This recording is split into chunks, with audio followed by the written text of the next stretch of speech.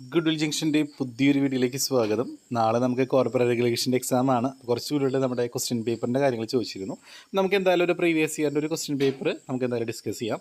2 മാർക്കിൻ്റെ ക്വസ്റ്റ്യൻ എന്ന് പറഞ്ഞാൽ what you mean by shelf prospectus. Shelf prospectus പഠിക്കുക, റെഡ് ഹെറിംഗ് പ്രോസ്പെക്ടസ് പഠിക്കുക, അതിൽ ടൈപ്സ് ഓഫ് പ്രോസ്പെക്ടസ് ആണ്. ജസ്റ്റ് ഒന്ന് വായിച്ചു വിടുക. പിന്നെ ഡിഫൈൻ എ ഗവൺമെൻറ് കമ്പനി ചോദിച്ചിട്ടുണ്ട്. അതുപോലെ പ്രീ ഇൻകോർപ്പറേഷൻ കോൺട്രാക്റ്റ് എന്താണ്, റിസർവ് ക്യാപിറ്റൽ, അതുപോലെ റൈറ്റ്സ് ഇഷ്യൂ ഓഫ് ഷെയർസ് എന്താണെന്ന് ചോദിച്ചിട്ടുണ്ട്. ആർട്ടിക്കിൾസ് ഓഫ് അസോസിയേഷനെ കുറിച്ചൊന്ന് ബ്രീഫായിട്ട് എഴുതാനായിട്ട് ചോദിച്ചിട്ടുണ്ട്.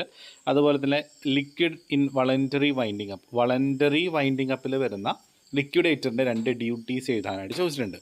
അത് what you mean by motion with reference to companies meeting, companies മീറ്റിംഗ്സിൽ എന്താണ് മോഷൻ അത് ചോദിച്ചിട്ടുണ്ട്. അതുപോലെ what is transmission of shares, നമ്മൾ ഓൾറെഡി അതിന് ഡിഫറൻസ് പറഞ്ഞിട്ടുണ്ടായിരുന്നു. അപ്പോൾ ഇവിടെ ചോദിച്ചാൽ ട്രാൻസ്മിഷൻ ഓഫ് ഷെയർസ് ആണ് ചോദിച്ചിട്ടുള്ളത്.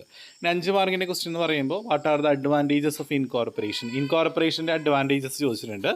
അതേപോലെ തന്നെ അൾട്രാ വൈറസിനെ കുറിച്ച്, ഡോക്ട്രിൻ ഓഫ് അൾട്രാ വൈറസ് അത് പഠിക്കാൻ പ്രത്യേകം പറഞ്ഞിട്ടുണ്ടായിരുന്നു.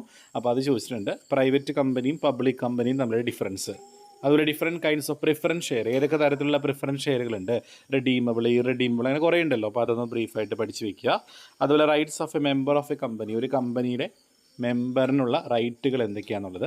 അതുപോലെ doctrine of indoor management, statutory റിപ്പോർട്ടിൻ്റെ കണ്ടൻറ്റുകൾ.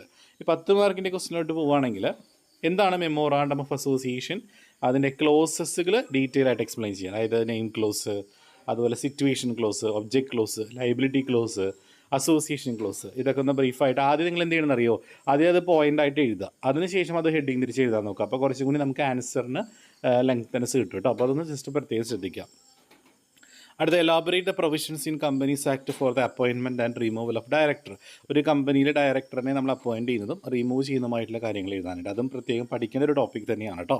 അടുത്ത ഫോർ ഫീച്ചർ ഓഫ് ഷെയർസ് എന്താണ്, അതിന് നിയമപരമായിട്ടുള്ള റിക്വയർമെൻറ്റുകൾ എന്തൊക്കെയാണ്, അതിൻ്റെ എഫക്റ്റ് എന്താണെന്ന് ചോദിച്ചിട്ടുണ്ട് 10 മാർക്കിന് കേട്ടോ.